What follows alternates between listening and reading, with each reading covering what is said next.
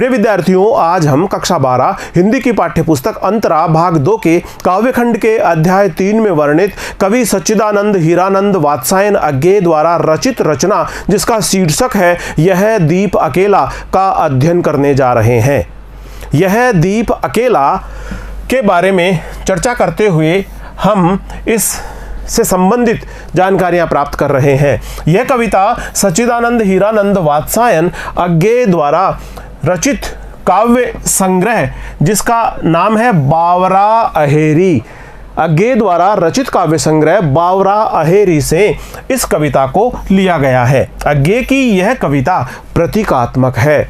इसमें दीप व्यष्टि अर्थात व्यक्ति का प्रतीक है और पंक्ति समाज का यानी समष्टि का प्रतीक बताया गया है। व्यक्ति की एकाकी स्थिति महत्वपूर्ण नहीं होती है, समाज के साथ विलय होने पर ही उसकी महत्वता बढ़ जाती है। कवि कहता है कि दीपक में स्नेह यानी तेल मौजूद है, उस तेल से उस स्नेह से ही वह दीपक प्रकाशित होता है, उस तेल के माध्यम से ही दीपक अपना प्रकाश फैलाता है, वह प्रकाश भी देता है, उसकी लो हवा के साथ लहराती भी है। किंतु इन सब विशेषताओं के होने के बावजूद भी दीप एकाकी है, दीप अकेला है, उसे अन्य दीपों की पंक्ति में शामिल करने की आवश्यकता है। इस प्रकार दीप से दीप जोड़ना पड़ेगा, एक दीप को बहुत सारे दीपकों के साथ मिलाना पड़ेगा और इस प्रकार से उसे अन्य दीपों की पंक्ति में शामिल करने की आवश्यकता है। अहंकार का मद उसे दीपावलियों यानी दीपकों की पंक्ति से अलग किए हुए है। दीप समर्थ है, उसमें सभी गुण विद्यमान है, वह समर्थ है, उसमें सभी प्रकार के गुण विद्यमान है, उसकी व्यक्तिगत सत्ता यानी प्रकाश फैलाने की क्षमता भी है, फिर भी दीप अकेला है। उसका पंक्ति में विलय होने पर ही उसकी ताकत बढ़ेगी, उसका पंक्ति में विलय ही उसकी ताकत है और उसकी ताकत को बढ़ा देता है, तभी उसका सार्वभौमीकरण होगा और वह सर्वव्यापी होगा, तब वह सर्वजन सुखाय सर्वजन हिताय होगा, सबके लिए वह सुख प्रदान करेगा, सबके लिए वह अंधकार को मिटाकर प्रकाश फैलाएगा। इसी प्रकार व्यक्ति एकाकी होकर भी सब कुछ है, सर्वशक्तिमान है, सर्वगुण संपन्न है, पर समाज के साथ उसका विलय होना बेहद आवश्यक है। जिस प्रकार दीप अकेला प्रकाश फैलाने के लिए प्रकाश को प्रसारित करके अंधकार को मिटाने में सक्षम है, उसी प्रकार व्यक्ति भी अपने आप में सर्वगुण संपन्न है, वह भी सभी प्रकार की क्षमताओं को रखता है, लेकिन व्यक्ति जब समाज के साथ जुड़ेगा तभी उस व्यक्ति का समाज को पूरा लाभ प्राप्त होगा। इससे व्यक्ति की शक्ति बढ़ेगी, समाज और राष्ट्र दोनों ही मजबूत होंगे। कवि चाहता है कि व्यष्टि को समष्टि के साथ जुड़ जाना चाहिए, एक व्यक्ति को पूरे समाज के साथ में जुड़ जाना चाहिए। दीप का पंक्ति में विलय का आशय यह है कि व्यष्टि का समष्टि में विलय हो जाना, एक दीपक का बहुत सारे दीपकों के साथ में जुड़ जाना, एक व्यक्ति का बहुत सारे व्यक्तियों के साथ जुड़ जाना, बहुत सारे व्यक्तियों से आशय समाज के साथ जुड़ जाना, और इस प्रकार से दीप का पंक्ति में विलय का आशय व्यष्टि का समष्टि में विलय होना है तथा आत्मबोध का विश्व बोध में रूपांतरण होना है। इस कविता के भाव को कवि के जीवन पर भी घटित करके समझा जा सकता है। सच्चिदानंद हीरानंद वात्सायन अज्ञेय प्रयोगवादी कवि हैं। इस प्रकार से इस कविता के द्वारा दीप के माध्यम से जो प्रतीक रूप में हमें जानकारी दी गई है, प्रतीक रूप में जिस ओर संकेत किया गया है, उसे हम कविता के भाव को कवि के जीवन पर भी हम घटित करके समझ सकते हैं। तो आइए पढ़ते हैं इस कविता को जिसका शीर्षक है यह दीप अकेला। यह दीप अकेला, यह दीप अकेला स्नेह भरा है, गर्व भरा मदमाता, पर इसको भी पंक्ति को दे दो। ये जन है गाता गीत जिन्हें फिर और कौन गाएगा, पनडुब्बा ये मोती सच्चे फिर कौन कृति लाएगा। ये समिधा ऐसी आग हटीला बिरला सुलगाएगा, यह अद्वितीय यह मेरा यह मैं स्वयं विसर्जित। ये दीप अकेला स्नेह भरा है, गर्व भरा मदमाता, पर इसको भी पंक्ति को दे दो। ये मधु है स्वयं काल की मोना का युग संचय, ये गोरस जीवन काम धेनु का अमृत पूत पय, यह अंकुर फोड़ धरा को रवि को तख्ता निर्भय, ये प्रकृत स्वयंभू ब्रह्म अयुत इसको भी शक्ति को दे दो। यह प्रकृत स्वयंभू ब्रह्म अयुत इसको भी शक्ति को दे दो। यह दीप अकेला स्नेह भरा है गर्व भरा मदमाता, पर इसको भी पंक्ति को दे दो। यह वह विश्वास नहीं जो अपनी लघुता में भी कांपा, वह पीड़ा जिसकी गहराई को स्वयं उसी ने नापा। कुत्सा अपमान अवज्ञा के धुंधुआते कड़ुए तम में, ये सदा द्रवित चिर जाग रूक अनुरक्त नेत्र, उलंब बाहु यह चिर अखंड अपनापा। जिज्ञासु प्रबुद्ध सदा श्रद्धा में इसको भक्ति को दे दो। यह दीप अकेला स्नेह भरा है गर्व भरा मदमाता, पर इसको भी पंक्ति को दे दो। आइए अब हम इस कविता की व्याख्या देखते हैं, इसका संदर्भ और इसका प्रसंग जान लेते हैं।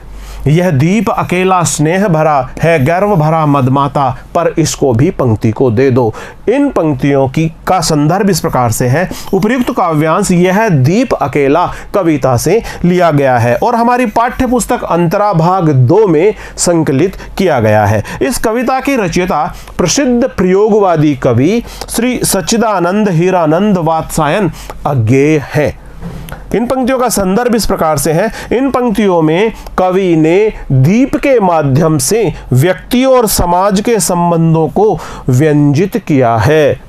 व्यक्ति यानी व्यष्टि जब समष्टि का अंग बन जाता है, जब व्यक्ति पूरे समाज का अंग बन जाता है तथा समाज के लिए कुछ करता है, तभी उसको महत्ता प्राप्त होती है। व्यक्ति जब समाज के लिए कुछ करता है, समाज के लिए त्याग समर्पण सेवा का भाव करता है, तभी उसे महत्वपूर्ण स्थान प्राप्त होता है। इन पंक्तियों की व्याख्या इस प्रकार से है। ये दीप अकेला स्नेह भरा है गर्व भरा मदमाता, पर इसको भी पंक्ति को दे दो। स्नेह, स्नेह से आशय है तेल, चिकनाहट। ये जो दीपक है ये चिकनाहट से भरा है, ये तेल से भरा है, ये स्नेह से भरा हुआ है। मदमाता, मदमाता से आशय है मस्ती से भरा हुआ, मद से भरा हुआ।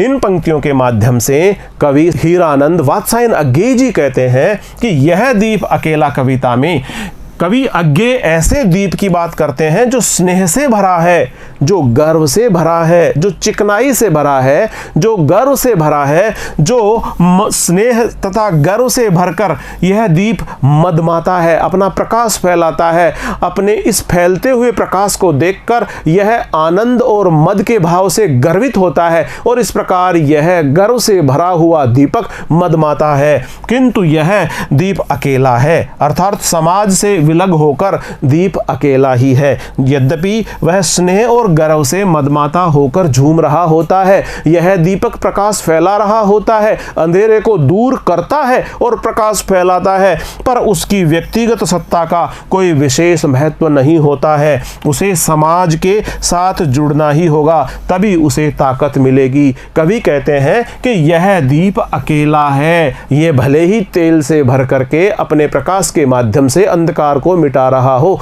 लेकिन यह दीप अकेला है। यह दीप ही अंधकार से लड़कर प्रकाश फैला रहा है, प्रकाशित कर रहा है, लेकिन यह दीप अकेला है। यहाँ पर दीप को व्यक्ति के साथ प्रतीकात्मक रूप से व्यक्त किया गया है गर्व भरा मदमाता, पर इसको भी पंक्ति को दे दो। इस दीपक को अनेक दीपकों के साथ जोड़ दो, उसी प्रकार से एक व्यक्ति को अनेक व्यक्तियों को दे दो, इसको भी पंक्ति को दे दो। पंक्ति से आशय यहाँ पर है बहुत सारे व्यक्तियों का समूह यानी समाज को दे दो।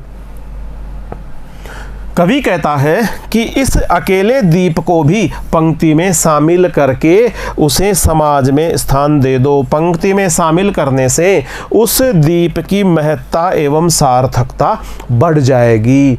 है यह दीप अकेला स्नेह भरा है गर्व भरा मदमाता, पर इसको भी पंक्ति को दे दो। इस दीपक को भी पंक्ति में शामिल कर दो। एक अकेले व्यक्ति को समाज में जोड़ दो, समाज के साथ में उसका जुड़ाव करने पर ही समाज को उस व्यक्ति का पूरा लाभ प्राप्त हो सकेगा। दीप का पंक्ति या समूह में विलय ही उसकी ताकत का, उसकी सत्ता का सार्वभौमीकरण है, उसके लक्ष्य एवं उद्देश्य का सर्वव्यापीकरण है। और ठीक यही स्थिति मनुष्य की भी है। व्यक्ति सब कुछ है, वह सर्वशक्तिमान है, सर्वगुण संपन्न है, फिर भी समाज में उसका विलय, समाज के साथ उसकी अंतरंगता होने पर ही समाज मजबूत होगा और राष्ट्र भी मजबूत बनेगा। दीप का पंक्ति में विलय होने से ही व्यष्टि का समष्टि में विलय होना है और आत्मबोध का विश्वबोध में रूपांतरण होना है। यह जन है गाता गीत जिन्हें फिर और कौन गाएगा, पनडुब्बा ये मोती सच्चे फिर कौन कृति लाएगा। पनडुब्बा, पनडुब्बा से आशय है गोताखोर, एक जल पक्षी जो पानी में डूब डूब कर मछलियां पकड़कर लाता है। कृति, कृति से आशय है भाग्यवान और कुशलता पूर्वक रचा गया रचनाओं का समूह कृति। ये जन है गाता गीत जिन्हें फिर और कौन गाएगा। इन पंक्तियों के माध्यम से कवि कहते हैं कि कवि दीप को व्यक्ति के रूप में जन जन के लिए गीत गाता हुआ बताता है। वह ये जन है गाता गीत और ये गीत गाता है, सबके लिए गीत गाता है। ये समाज के हितार्थ कवि के रूप में गीत गाता है। यदि इसे समाज रूपी पंक्ति में नहीं बैठाया गया, यदि कवि को समाज रूपी पंक्ति में शामिल नहीं किया गया, तो समाज के कल्याण के गीत कौन गाएगा। यदि कवि को समाज रूपी पंक्ति में शामिल नहीं किया गया, तो फिर समाज की उन्नति के लिए, समाज की जागरूकता के लिए, समाज के उत्थान के लिए और समाज के कल्याण के गीत कौन गाएगा। यह गीत गाता हुआ वह मनुष्य है। ये जन है गाता गीत जिन्हें फिर और कौन गाएगा, जो गोताखोर की तरह सागर रूपी समाज की गहराइयों में डुबकी लगाता है। ये पनडुब्बा ये मोती सच्चे सच्चे मोती ढूंढ करके लाएगा और ये कृति के रूप में फिर हमें समाज को उपलब्ध कराएगा। यह गोताखोर है जो सागर रूपी समाज की गहराइयों में डुबकी लगाकर मोती रूपी भावनाओं को बाहर निकालकर बेहतरीन कृति रूपी रचनाएं सबके सामने रखता है। यह उस गोताखोर की तरह है जो सागर रूपी समाज की गहराइयों में डुबकी लगाता है और मोती रूपी भावनाओं को बाहर निकालकर बेहतरीन कृति रूपी रचनाएं लाता है और सबके सामने रखता है। ये समिधा ऐसी आग हटीला बिरला सुलगाएगा, यह अद्वितीय, यह मेरा, यह मैं स्वयं विसर्जित। समिधा, समिधा से आशय है यज्ञ में उपयोगी लकड़ी। जिन लकड़ियों का उपयोग यज्ञ करने में किया जाता है वे समिधा कहलाती है। बिरला, बिरला से आशय है कोई कोई, यानी बहुतों में एक, अनेकों में एक। अद्वितीय, अद्वितीय से आशय है अनोखा, जिसके समान दूसरा कोई नहीं हो, अद्वितीय अनोखा। विसर्जित, विसर्जित से आशय है त्याग, त्यागा हुआ, त्याग किया हुआ, त्यागा हुआ। इन पंक्तियों के माध्यम से कवि कहते हैं कि यह समिधा है ऐसी आग हटीला बिरला सुलगाएगा। यह दीप ऐसी हवन की लकड़ी यानी समिधा के रूप में है जो अन्य लकड़ियों की अपेक्षा अधिक श्रेष्ठ है, अधिक अद्वितीय स्थान रखती है। इन लकड़ियों का चयन हवन के लिए हुआ है, इसलिए ये लकड़ियां श्रेष्ठ है।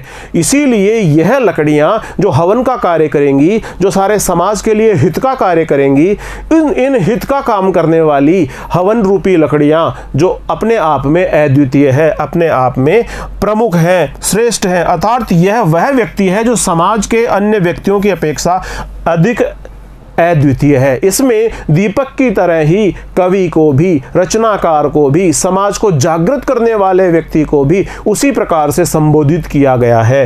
अर्थात ये वह व्यक्ति है जो समाज के अन्य व्यक्तियों की अपेक्षा अद्वितीय है, विलक्षण है और इसमें यह अद्वितीय है, यह मेरा है, यह मैं स्वयं यानी अहंकार के भाव से भरा हुआ है।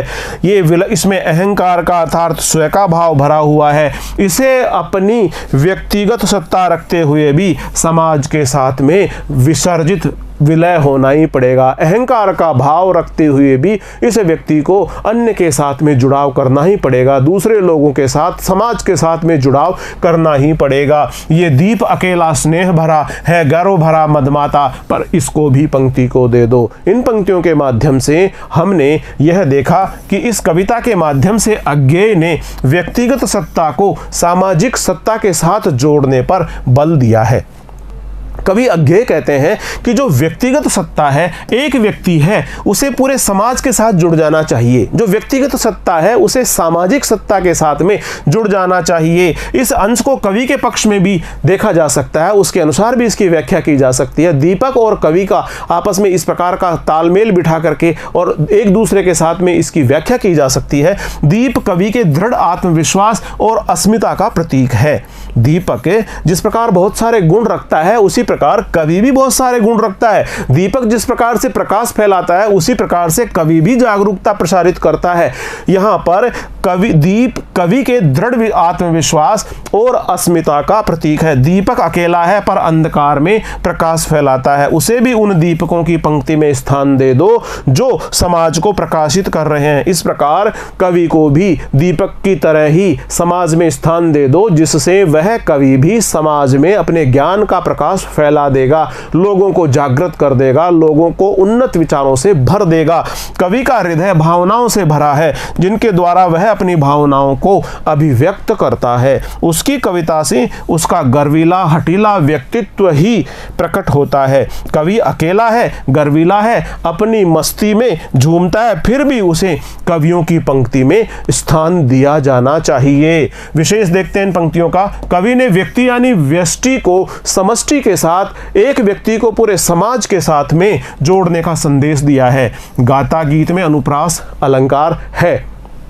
गाता में गय वर्ण तथा गीत में गय वर्ण गय वर्ण की आवृत्ति हुई है, इसलिए इसमें अनुप्रास अलंकार है। एक ही वर्ण की यदि आवृत्ति होती हो तो उसमें अनुप्रास अलंकार का सौंदर्य दिखाई पड़ता है। दीप व्यक्ति का और पंक्ति समाज का प्रतीक है। इसमें दीप को व्यक्ति का प्रतीक बताया गया है और पंक्ति को समाज का प्रतीक बताया गया है। इसमें रूपक अलंकार है, भाषा लाक्षणिक है और तत्सम शब्दावली का प्रयोग किया गया है। अज्ञेय प्रयोगवादी कविता के सूत्रधार माने जाते हैं और उन्होंने अपनी इस प्रयोगवादी कविता में बहुत ही बेहतरीन तरीके से दीपक को कवि के रूप में चित्रित करते हुए प्रतीक रूप में प्रस्तुत किया है। यह मधु है स्वयं काल की मोना का युग संचय, ये गोरस जीवन कामधेनु का अमृत पूत पय। मधु से आशय होता है शहद। मोना काल की मोना, काल का टोकरा, काल का टोकरा, काल की मोना। युग संचय, संचय मानी एकत्र करना। युग संचय पूरे युग का, पूरे कालखंड का संचय एकत्र कर लेना। गोरस से आशय होता है गाय का दूध, गाय का दही, दूध और दही। जीवन रूपी कामधेनु एक ऐसी गाय जिसके दूध को पीने से सभी कामनाएं पूरी होती है। इन पंक्तियों का प्रसंग इस प्रकार से है। व्यक्ति का अस्तित्व अकेले दीपक की भांति है जो स्नेह, गर्व और अहंकार के भाव से परिपूर्ण है, किंतु उसका महत्व तभी है जब वह समाज में सम्मिलित हो जाए। कवि ने उसे मधु, दूध, अंकुर, स्वयंभू आदि कहकर संबोधित किया है तथा समाज के साथ उसके विलय होने पर भी जोर दिया है। इन पंक्तियों की व्याख्या इस प्रकार से है। ये मधु है, मधु से आशय है शहद, मधु से आशय है शहद। मोना, काल की मोना यानी काल का टोकरा। गोरस से आशय है गाय का दूध, दही। कामधेनु एक ऐसी गाय जिसके दूध को पीने से कामनाएं पूरी होती है। और पय से आशय होता है दूध। इन पंक्तियों में कवि कहते हैं कि यह दीपक काल के टोकरे में युग युग तक स्वयं संचित हुआ मधु है। यह मधु है जो काल के टोकरे में, काल की मोना, काल के टोकरे में युग युग से संचय हुआ है। बहुत लंबी समयावधि में एकत्र हुआ है। युगों में हुआ संचय रूपी मधु यह है। कवि कहता है कि यह दीपक काल के टोकरे में युग युग तक स्वयं संचित हुए मधु के रूप में है। ये गोरस है जीवन कामधेनु का अमृत पूत पय तथा यह जीवन रूपी कामधेनु का अमृत पेय है। यह अमृत प्रदान करने वाला पेय है जो जीवन रूपी कामधेनु द्वारा दिया गया है। इस दीपक को गोरस भी बताया गया है जो जीवन रूपी कामधेनु के रूप में हमें अमृत पूत पेय, हमें अमृत रूपी दूध, दही इत्यादि प्रदान करता है। इस प्रकार कवि कहता है कि यह दीपक काल के टोकरे में युग युग तक स्वयं संचित हुआ मधु है। यह जीवन रूपी कामधेनु का अमृत पेय है। ये अंकुर फोड़ धरा को रवि को तख्ता निर्भय, ये अंकुर फोड़ धरा को रवि को तख्ता निर्भय, ये प्रकृत स्वयंभू ब्रह्म आयुत, इसको भी शक्ति को दे दो। प्रकृत से आशय है स्वाभाविक यानी प्रकृति के अनुरूप। स्वयंभू से आशय है स्वयं पैदा हुआ ब्रह्म, स्वयंभू ब्रह्म। अयुत से आशय है पृथक या असंबद्ध होना, अलग हो जाना, इसको भी शक्ति को दे दो। इन पंक्तियों के माध्यम से कवि कहते हैं कि यह अंकुर है, कवि कहते हैं कि यह वह अंकुर है जो धरती को फोड़कर निर्भीकता से सूर्य की ओर तकता है, देखता है, निर्भय होकर निर्भीकता से रवि को, सूर्य को, फोड़ धरा मानी पृथ्वी को। यह वह अंकुर है जो धरती को फोड़कर, धरती के सीने को चीरकर बाहर निकलता है और निर्भीकता से सूर्य की ओर ताक रहा है, सूर्य की ओर देख रहा है। ये प्रकृत स्वयंभू ब्रह्म अयुत, इसको भी शक्ति को दे दो। यह प्रकृति के अनुरूप स्वयं पैदा हुआ ब्रह्म है किंतु सर्वथा पृथक है। ये प्रकृत स्वयंभू स्वयं प्रकट हुआ है ब्रह्म अयुत, लेकिन सर्वथा पृथक है। इसको भी शक्ति को दे दो, इसको भी शक्ति को दे दो, अर्थात इसे भी पंक्ति में सम्मिलित कर लो। दीप व्यक्ति का प्रतीक है और कवि का भाव यह है कि व्यक्ति पूर्ण है, सर्वगुण संपन्न है। फिर भी समाज के साथ अंतरंग संबंध स्थापित होने पर ही, समाज के साथ जुड़ाव होने पर ही वह शक्ति संपन्न बनेगा और ऐसा होने पर समाज मजबूत बनेगा, राष्ट्र मजबूत बनेगा। समाज शक्ति संपन्न बनेगा, राष्ट्र भी शक्ति संपन्न बन पाएगा। ये दीप अकेला स्नेह भरा है, गर्व भरा मदमाता पर, इसको भी पंक्ति को दे दो। इन पंक्तियों के माध्यम से कवि अज्ञेय यह संदेश देना चाहते हैं कि दीपक अकेला है, वह स्नेह से भरा है, गर्व से भरा है, उसमें अहंकार का भाव है, पर उसका पंक्ति में जगह प्राप्त करना बहुत आवश्यक है। इसी प्रकार व्यक्ति का समाज में मिलना भी बहुत आवश्यक है, तभी समाज और राष्ट्र दोनों ही मजबूत हो पाएंगे। इन पंक्तियों का अर्थ कवि के पक्ष में भी किया जा सकता है।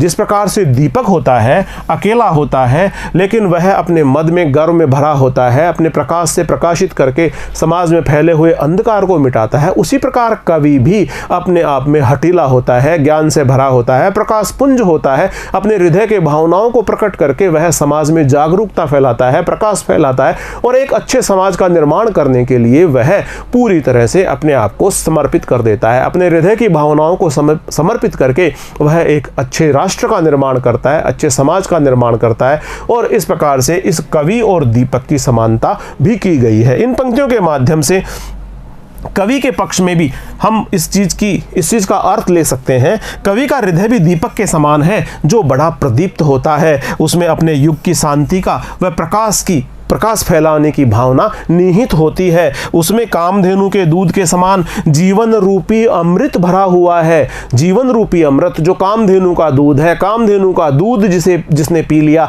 उसकी जितनी भी कामनाएं हैं वो पूरी हो जाती है, ऐसा माना जाता है। तो इस प्रकार से यह कामधेनु के दूध के समान जीवन रूपी अमृत से भरा हुआ है। जिस प्रकार धरती को फोड़कर अंकुर बाहर निकलता है और एक बड़े सारे वट वृक्ष का रूप धारण कर लेता है, बड़े सारे फलदार वृक्ष का रूप धारण कर लेता है, बड़े सारे छायादार वृक्ष का रूप धारण कर लेता है, जो पक्षियों को, पशुओं को और सब प्रकार के जीव प्राणी मात्र को लाभान्वित करता है। उसी प्रकार से धरती को फोड़कर अंकुर बाहर निकलते हैं और निर्भीक होकर सूर्य की ओर देखते हैं। उसी प्रकार कवि के हृदय की भावनाएं स्वतः प्रकट होती है और काव्य का सृजन करती है।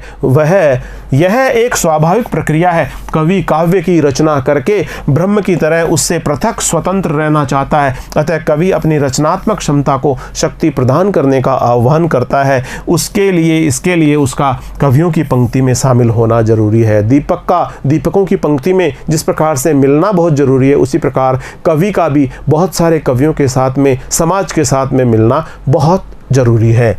विशेष इन पंक्तियों में प्रतीकों का प्रयोग किया गया है। जीवन कामधेनु में रूपक अलंकार है, जीवन रूपी कामधेनु। संस्कृत की तत्सम शब्दावली युक्त लाक्षणिक भाषा का इसमें प्रयोग किया गया है। कवि की मान्यता है कि किसी भी रचना का समाज के साथ जुड़ा होना बहुत आवश्यक है। मुक्त छंद का प्रयोग इसमें किया गया है। यह वह विश्वास नहीं जो अपनी लघुता में भी कांपा, वह पीड़ा जिसकी गहराई को स्वयं उसी ने नापा। लघुता से आशय होता है लघुता से आशय छोटापन।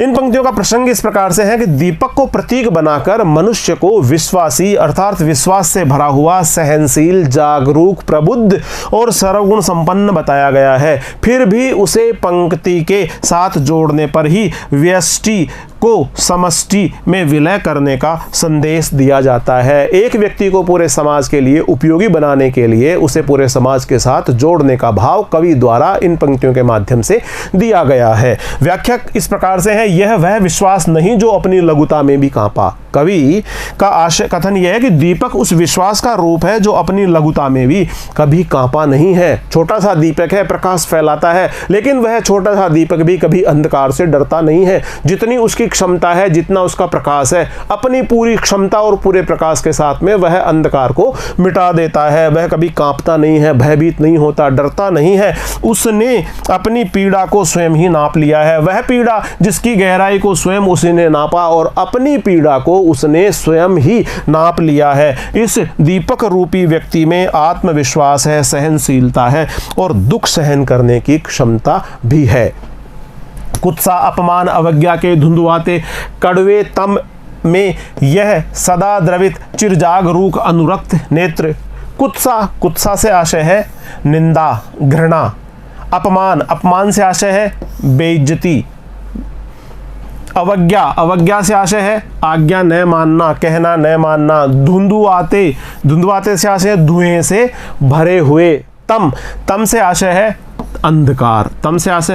अंधकार। द्रवित से आशय है पिघला हुआ, करुणा से पिघला हुआ। सदा द्रवित, ये पिघला हुआ करुणा से पूर्ण। चिर, जागरूक, सदा के लिए जागता हुआ।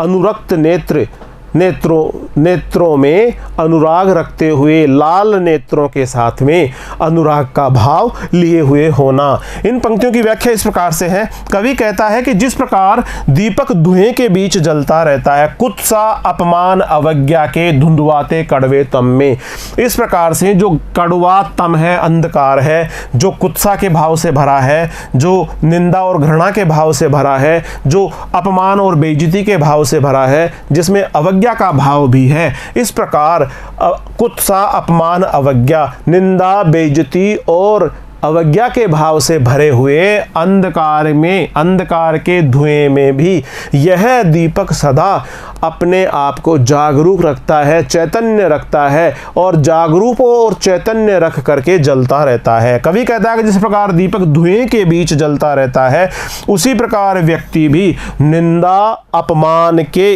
अंधकार में करुणाद्र हो जाता है, करुणा से आर्द्र हो जाता है। करुणा का भाव अपने मन में भरकर वह मानवता की सेवा के लिए सदैव तत्पर रहता है।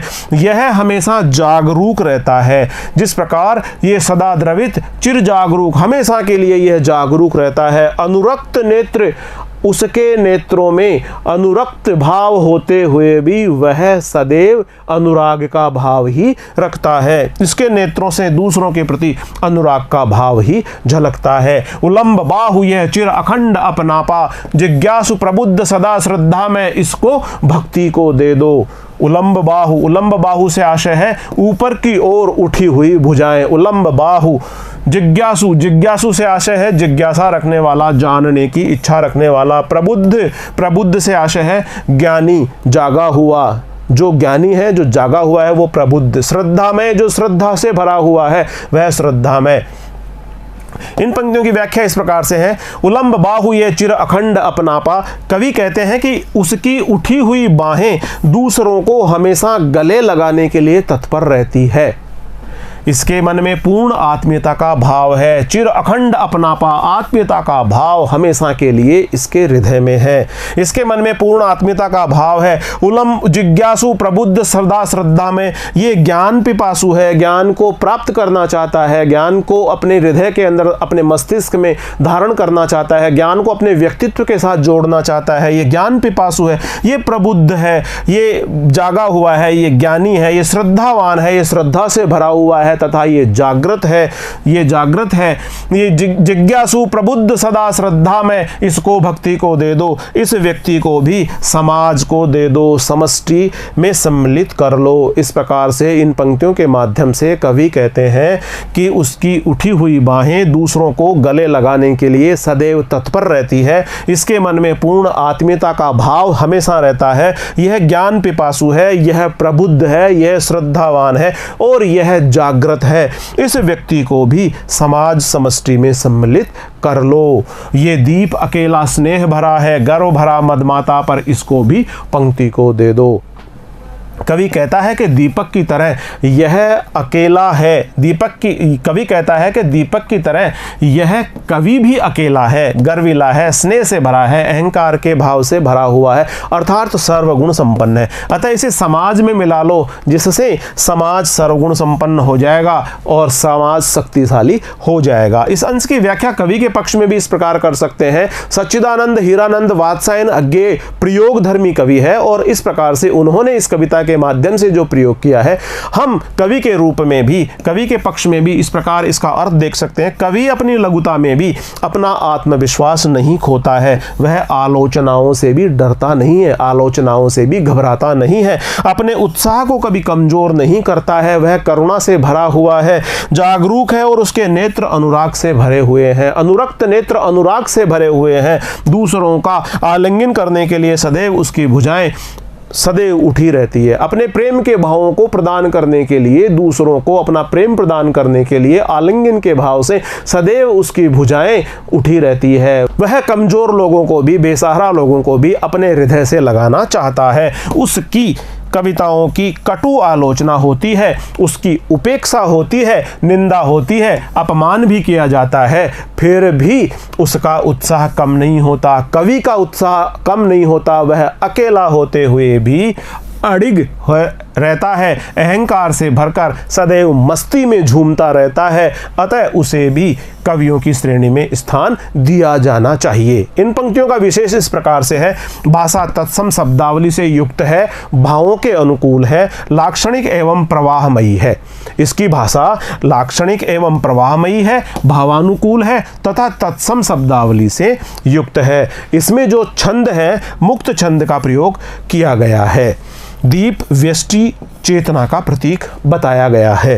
रूपक अलंकार है, अनुप्रास अलंकारों का प्रयोग हमने इस कविता में देखा है। व्यक्ति और समाज के संबंधों को इस कविता के माध्यम से कवि सच्चिदानंद हीरानंद वात्सायन अज्ञेय जी ने बहुत ही खूबसूरती, बहुत ही प्रभावशाली तरीके से व्यक्त किया है।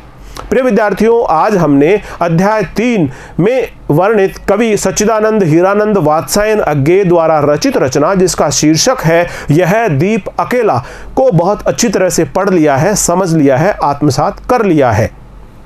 अगले वीडियो में हम कवि सच्चिदानंद हीरानंद वात्सायन अज्ञेय द्वारा रचित रचना, जिसका शीर्षक है मैंने देखा एक बूंद, लेकर आपके समक्ष शीघ्र ही हम उपस्थित होंगे। तब तक नमस्कार।